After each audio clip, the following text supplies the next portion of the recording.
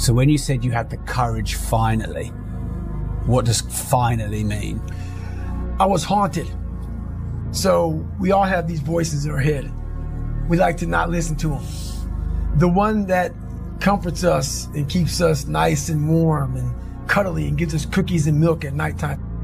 We like that voice. That voice is the one we want to always hear, which is why people don't like to listen to me a lot. Some people do, some people don't. The only thing that changes you is being real.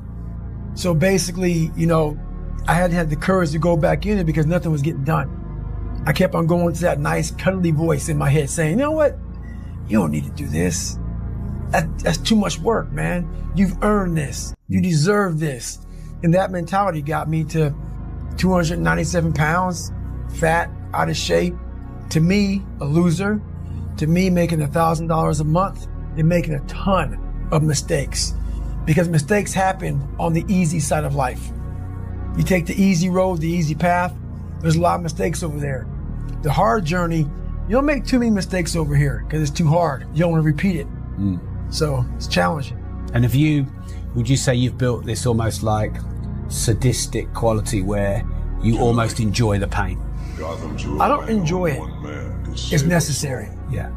It's necessary. So every morning I wake up, it's not just about working out, but for me, working out has been a very big part of my mental growth.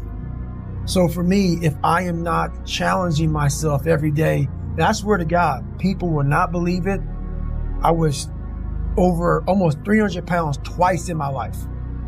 A person that does that twice in his life does not enjoy cardiovascular activity, okay? Yeah. So people can put anything they want to in their head. I did realize one thing. The things I don't enjoy that I still do, that's where growth is at. And that's, for me, the only place growth is at is in that very uncomfortable, in that uncomfortable zone. Yeah. So I have to visit it every single day. So when you say visit it every day, what sort of things are you doing daily to push yourself? So for instance, today I woke up and I just got to London and I don't know where to run here. It's very difficult to run around this place. So someone said, hey, you can run around out here, like around this 1 mile block. And I'm like, you know what? I'm not doing that. So I went down to the gym and there's this like crazy elliptical trainer, but it's not a normal elliptical trainer. It's one that you like almost self-power and it's very... Yeah, it's not electric. Very difficult. Yeah. So I got on that thing and I realized, man, this and after like 2 minutes, I'm like, I don't want to do this. So right then I realized, it looks like we're going to be here for a while. So I did that for 2 hours and 45 minutes. Wow. Yeah. So I'm not saying do that, but that's something I did today. Once my mind said, you know what, let's not do this today. I said, well, and since my mind went there, I redirected it and said, just for having that weak thought, we're going to be on here for a while. Right. So it does sort of sound like you're punishing part of your mind in a way. Punishment, maybe not be the right word. Yeah. I want my mind to know who's in charge. So for the better part of 26 years, my mind was in charge of me. Yeah. Which is why I made all these horrible decisions. Once you take control of your mind, you start making decisions for yourself versus your mind making decisions for you. It's okay to be alone. It's also okay to be unhappy. It's okay to be unhappy sometimes, man. It's okay to say, you know what, man, I'm f***ed up. So you gotta go to the truth first. Who are you? Get really accountable and say, okay, who am I? What's the truth about me? Get to that dark place in your mind. Figure out, it may take months, it may take years. Figure out your purpose. Figure out what you want to be in life.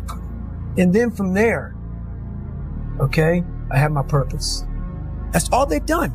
So once I realized that, if you want to sit back, like for instance, there's all these things that are on TV and we have all these news people judging people who f***ed up in life. Yeah, they made big mistakes. But that person who was judging you on TV, I guarantee you that news person, they say, I'm glad that my didn't come out, but I'm going to judge the hell out of you. I know that about people. So if you want to sit back and judge how jacked up I was and how messed up my life was, Merry Christmas, go for it. Have a good time. But I'm smiling at you right now, knowing you have a secret that you're not willing to share. It gives you a lot of power when you're able to go on podcast this big and say, hey, tell me, I'll tell you anything you want to know. I no longer care. And that is a lot of power in that. To be able to put your life on a billboard for the whole world to see and say, judge it, man. Judge it.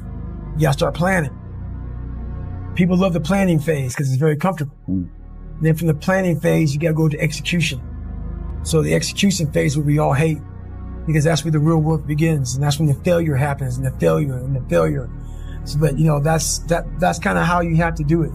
When you're running, you run for hours. What days? Yeah, no, son. Hard work looks horrible. It's not motivating. It's not motivating at all. It ain't like Rocky round 14 where he gets knocked down and goes like this to Apollo Creed. It looks like a man being stuck in a dungeon and there's no way out. But you have the key, but you refuse to use it. And that's nothing motivating about that.